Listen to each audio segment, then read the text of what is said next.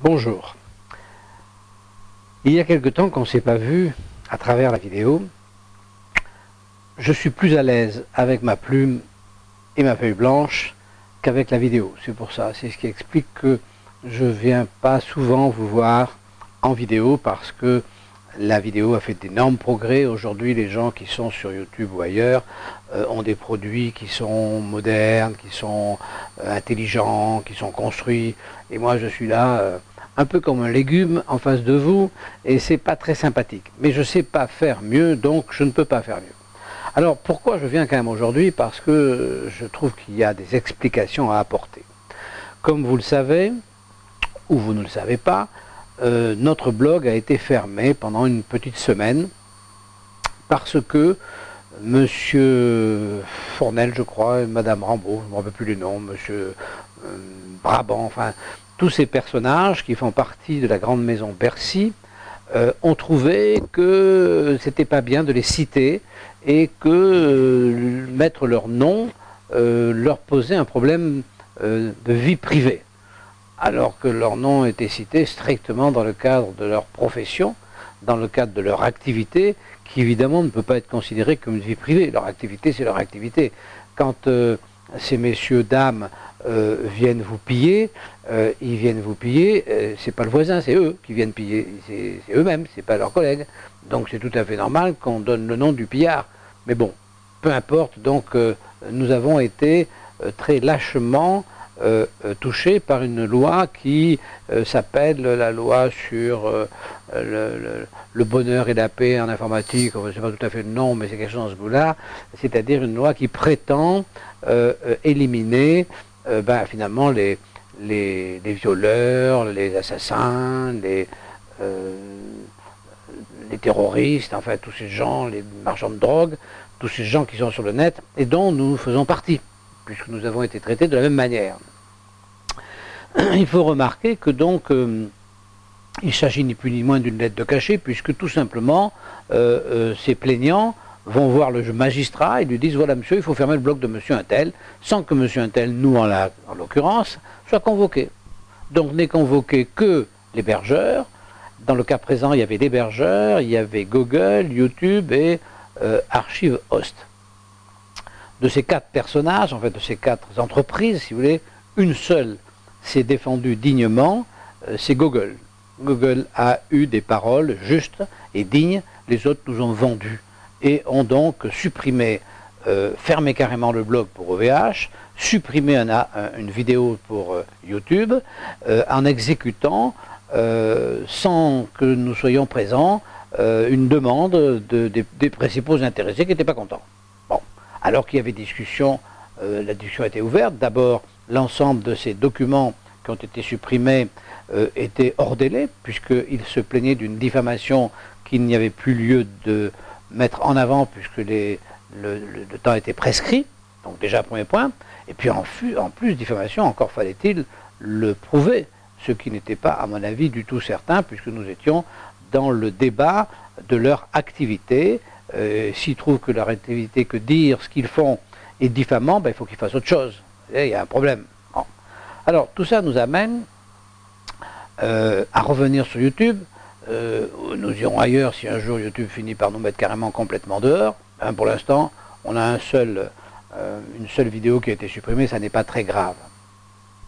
Donc, aujourd'hui, nous nous retrouvons sur YouTube pour évoquer un petit peu la situation, cette situation invraisemblable dans laquelle les libertés, petit à petit, nous sont rognées, nous sont enlevées, et on peut se demander pourquoi. Alors, pourquoi? C'est de ça qu'il faut qu'on discute. Parce qu'aujourd'hui, nous sommes une petite poignée qui discutons entre nous.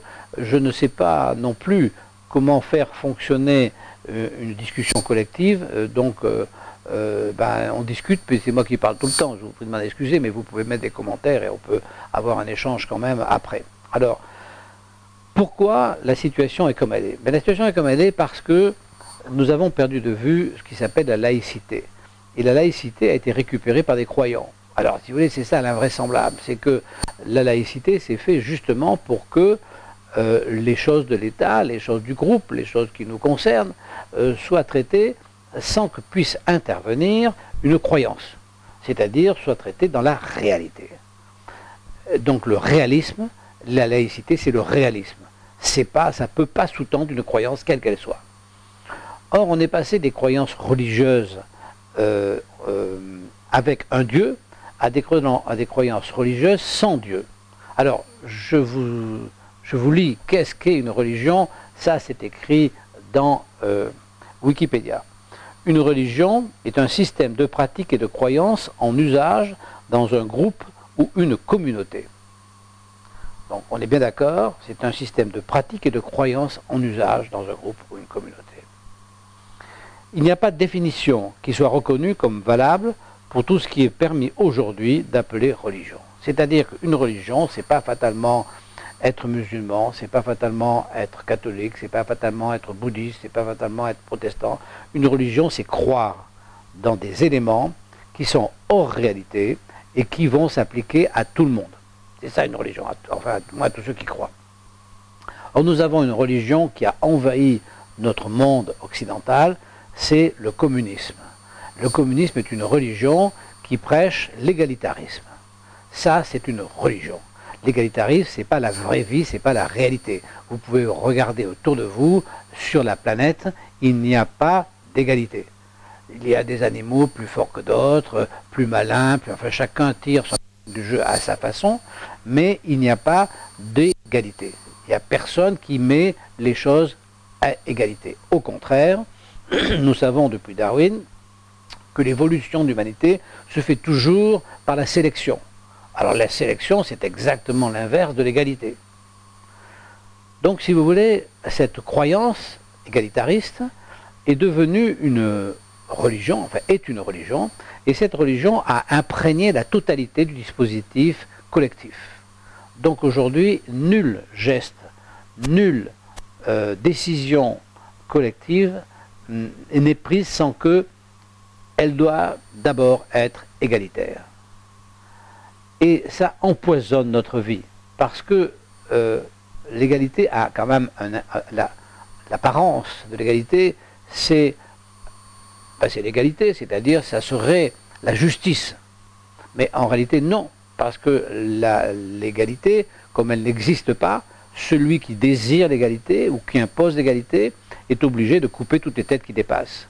Donc ça veut dire que l'égalité c'est une chasse aux sorcières. Et l'égalité ça finit sur le génocide, ça finit sur le crime contre l'humanité. Le dernier exemple c'est les Hutus et les Tutsis. Les Hutus, on leur a expliqué que les Tutsis n'avaient pas de raison de leur être économiquement supérieurs. Et que donc l'égalité faisait qu'en réalité tout ça devait être partagé et que ce que les Tutsis possédaient devait être aussi la possession des Hutus, notamment le pouvoir. Et une fois qu'ils ont été bien convaincus de ça, et soutenus par la France, très égalitariste, par Mitterrand, très égalitariste, une fois soutenus par la France, ils ont été couper la tête de tous les Tutsis. Ça n'a été pas compliqué, hein. Ça a été un génocide. Donc si vous voulez, la notion d'égalité qui a l'air très belle comme ça, en fait, n'est pas du tout très belle parce qu'elle est irréelle et que pour passer dans la réalité, elle suppose le meurtre. Voilà, le pillage et le meurtre. Donc cette religion égalitariste empoisonne totalement. Le problème d'une religion, c'est que quand les gens y croient, ils ne sont pas toujours conscients d'y croire. Aujourd'hui, notre religion, celle qui est emblématique, et donc le catholicisme, aujourd'hui le catholicisme, ceux qui y croient veulent y croire. Mais il faut remonter dans le temps, il y a quelques siècles, les gens qui étaient catholiques ne faisaient pas une démarche vers le catholicisme. Ils étaient catholiques parce que ça leur paraissait incontournable. Ils avaient l'impression qu'on ne pouvait pas vivre autrement, que ce n'était pas possible. C'est ça la croyance. Le problème de la croyance, si vous voulez, c'est que ça vous imprègne totalement et que vous ne pouvez pas en sortir. Vous n'avez pas, c'est vraiment la caverne de Platon, c'est-à-dire c'est l'espace dans lequel tout est occulté et vous avez l'impression que en dehors de cet espace, il n'y a rien ou du danger. On vous dit qu'il y a du danger. Donc nous sommes aujourd'hui dans cette situation où nous avons une croyance qui nous empoisonne la vie, y compris à ceux qui croient d'ailleurs, qui nous empoisonne la vie, et qui a un outil militaire qui est Bercy. Bercy dit moi, Bercy, et les gens qui sont à Bercy, ceux dont nous parlons, ceux qui crient, qui poussent des hauts cris, qui vont voir le magistrat qui lui-même pousse avec eux des hauts cris, disent nous représentons l'égalitarisme, c'est-à-dire nous représentons la juste répartition. Ce qui est complètement absurde, parce qu'il n'y a pas de juste répartition du capital. Le capital, il est nécessaire à l'économie, et il n'est jamais justement réparti. Il est réparti chez ceux qui utilisent le capital pour faire marcher l'économie, ce qui est normal. Ça n'a rien d'anormal. Alors on voudrait faire croire que si l'État possédait le capital, il ferait marcher l'économie. Bon, ça, je pense que la première réglée, ça a déjà été essayé, ça ne marche pas. N'en parlons plus. Donc, il ne reste plus que le pillage et donc la suppression du capital, ce qui est absurde, mais sous-tendu par la religion égalitariste. Donc cette religion, elle est grave. Et on a un travail à faire qui est le même que celui qu'a fait Voltaire, c'est-à-dire que sans prétention, mais on a à revenir vers la raison, vers la réalité, vers le réalisme, vers les choses vraies. Et les choses vraies, la réalité, c'est quoi? C'est ce qu'on appelle le libéralisme. Alors c'est pas fédérateur puisque ça n'est pas une religion et ce n'est pas une croyance. Le libéralisme, ça n'est pas une croyance, c'est simplement on s'adapte à la vie, on s'adapte à la réalité et on avance. Alors parce qu'on a évidemment la loi du plus fort, mais on a en même temps que la loi du plus fort, on a automatiquement, parce que ça c'est lié à la nature humaine, on a l'empathie, on a la charité, enfin on a tout un tas de choses, on a la justice, on a tout un tas de choses qui sont là pour pallier à la loi du plus fort et vivre quand même en collectivité puisque l'homme a la nécessité de vivre en collectivité. Donc, il ne faut pas imaginer que c'est la croyance qui nous fait vivre en collectivité. Depuis toujours, lorsque la croyance s'empare d'un corps social, ça le tue. Depuis toujours, il n'y a aucune croyance qui ne soit pas sectaire et qui ne soit pas une entrave à la liberté, c'est-à-dire une entrave à la réalité. Voilà. Donc, c'est de ça que je voulais vous parler, parce que c'est l'explication, c'est la lutte que nous devons mener, et c'est l'explication à tous nos malheurs. Toute notre misère vient du fait que nous sommes imprégnés de cette religion égalitariste. Et que c'est une religion, c'est pas quelque chose de juste, ça n'a rien à voir avec la justice, c'est une croyance. Ça n'a rien à voir avec la réalité, ça n'a rien à voir avec la vie, ça n'existe nulle part, ça n'existe pas dans la vie, ça n'existe que là, parmi des gens qui ont cette croyance. Alors ils l'ont essayé de 36 façons, c'est pas la première fois, hein, c'est depuis toujours, il y a cette tendance, parce qu'il y a toujours cette pulsion de ceux qui se sentent inférieurs aux autres et qui veulent absolument être égaux, même si le prix consiste non pas eux à monter, mais à faire descendre les autres. Donc cette notion égalitariste, elle existe depuis toujours, et elle est un poison constant. Seule la liberté emmène seule la liberté épouse la réalité. Bon, avec les différences qui vont avec, et puis les empathies, et puis le fait que la différence n'est pas importante. La différence matérielle n'est pas importante. Les hommes sont tous à égalité, les hommes.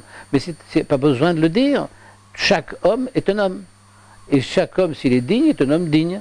Et puis qu'il soit riche ou pauvre, il reste digne, il reste un homme. Il n'y a pas d'inégalité dans la fonction d'être humain.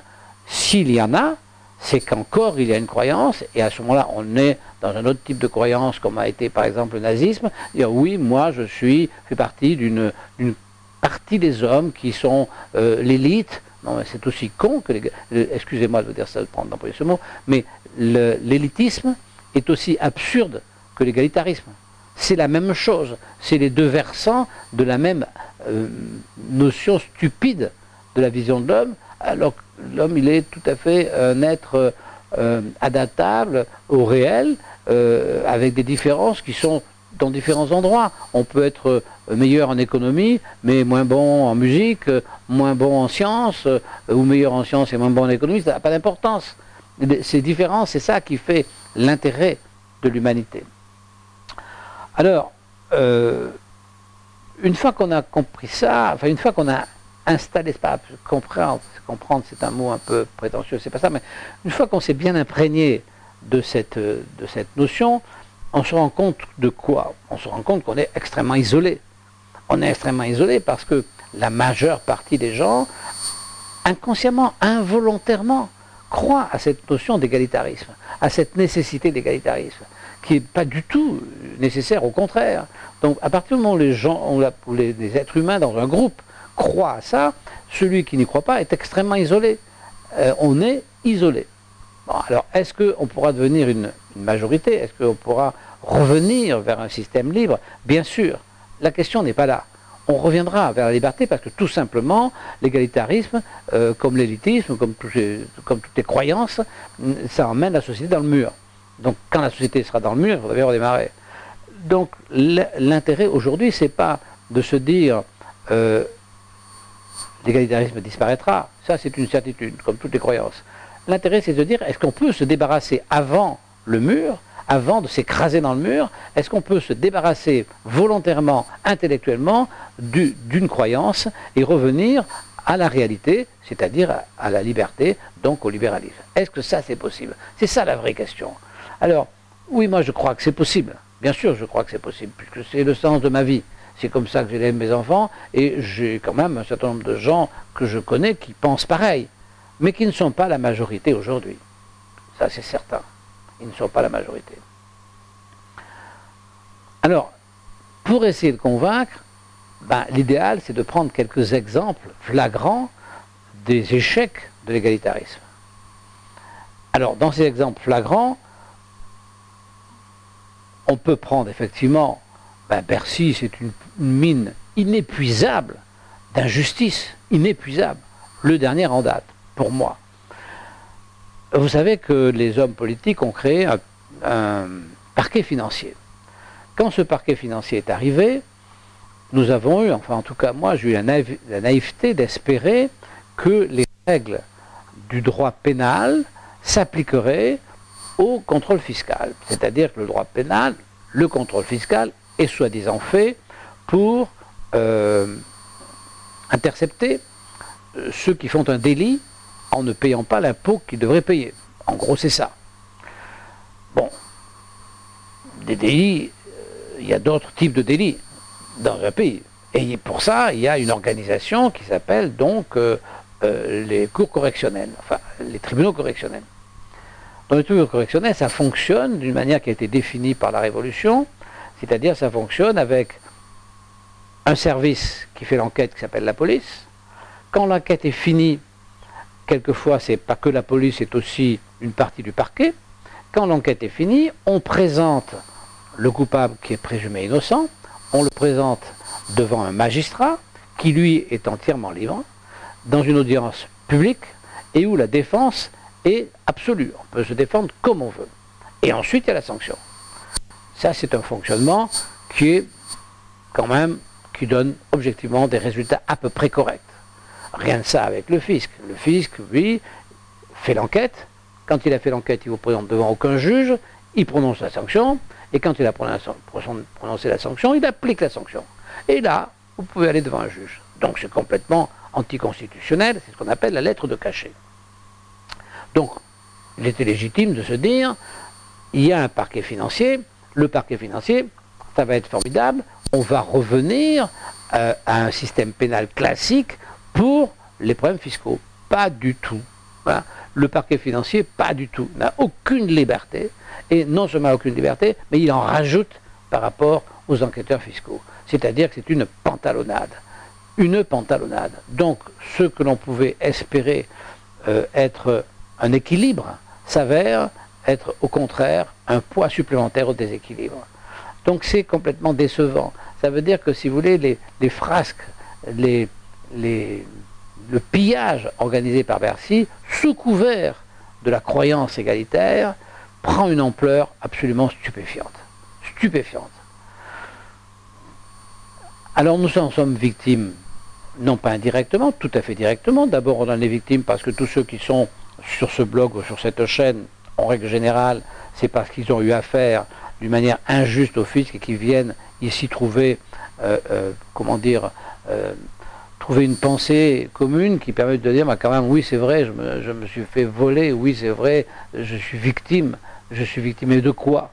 Eh bien, vous êtes victime de l'égalitarisme. Voilà ce qu'il faut savoir.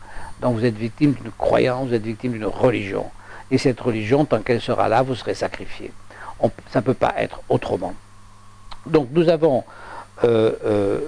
nous reprendrons d'autres exemples, mais si vous voulez, nous avons aujourd'hui, nous avons dû subir la fermeture du blog. Nous n'avons évidemment aucune possibilité en dehors de ce blog. Nous ne sommes jamais invités où que ce soit parce que ce que nous disons quand vous dites à un croyant qu'il a tort de croire, c'est pas possible parce que pour lui c'est désespérant. Le croyant y croit, c'est là-dessus, c'est le tuteur de sa vie, sa croyance c'est le tuteur de sa vie et il a peur, s'il perd ce tuteur, il a peur de disparaître, il a peur de ne plus avoir de sens à sa vie. Il a été chercher un sens dans une croyance et pour lui c'est essentiel.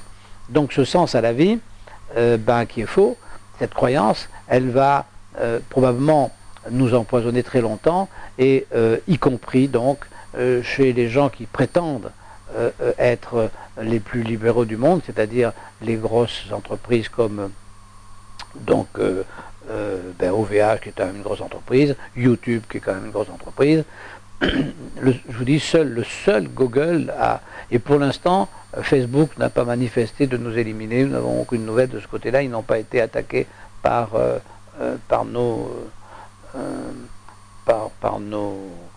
nos contradicteurs qui sont nos agresseurs, voilà. Donc je voulais vous parler de tout ça et je voulais vous le dire dans une vidéo parce que c'était un petit peu long pour l'écrire et c'était pas si facile que ça à expliquer. Je ne sais pas si je suis arrivé, possible que non, hein.